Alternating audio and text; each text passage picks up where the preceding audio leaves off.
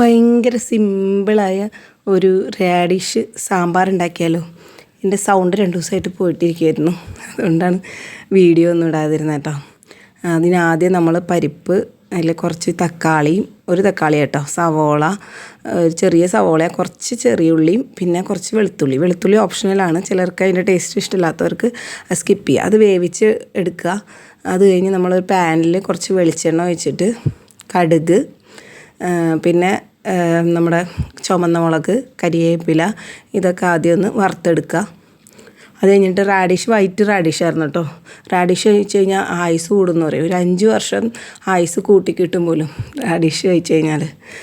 അതിന് വേണ്ടി ഗുണങ്ങൾ ഉണ്ട്. പക്ഷെ എല്ലാവർക്കും ഇഷ്ടാവില്ല. ഒരു ക്യാബേജിൻ്റെ ഒരു ഭയങ്കര കുത്തുണ്ട് ഈ റാഡിഷിന്.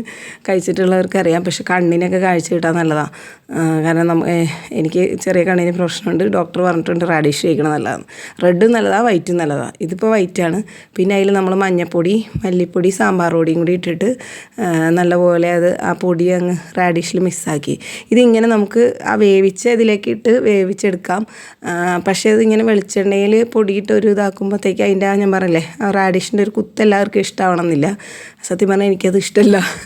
എന്നാലും സാമ്പാറാക്കുമ്പോൾ അതിൻ്റെ ഒരു ഫ്ലേവർ വരുമല്ലോ. കഷ്ണം ഞാൻ കഷ്ടപ്പെട്ട് കഴിക്കലാണ്, കാരണം നല്ലതാണല്ലോ എന്ന് വിചാരിച്ചിട്ട്. എന്നിട്ട് അത് നമ്മൾ വഴറ്റിയിട്ട് കുറച്ച് പുളിവെള്ളം ഒഴിച്ച് ഒന്ന് തിളപ്പിച്ചിട്ട് നമ്മളെ പരിപ്പൊക്കെ വേവിച്ച് വെച്ചില്ലേ അതിലേക്ക് ചേർത്തിട്ട് നല്ലപോലെ ആ റാഡിഷ് നന്നായിട്ട് വേവണ വരെ തിളപ്പിച്ചു. അത് കഴിഞ്ഞിട്ട് മല്ലിയിലയും ഉപ്പ് ഞാൻ ഇട്ടിട്ടുണ്ടായിരുന്നില്ല, ഉപ്പ് ഇട്ട് കൊടുത്തു. ഇത്രേ ഉള്ളൂ. ഭയങ്കര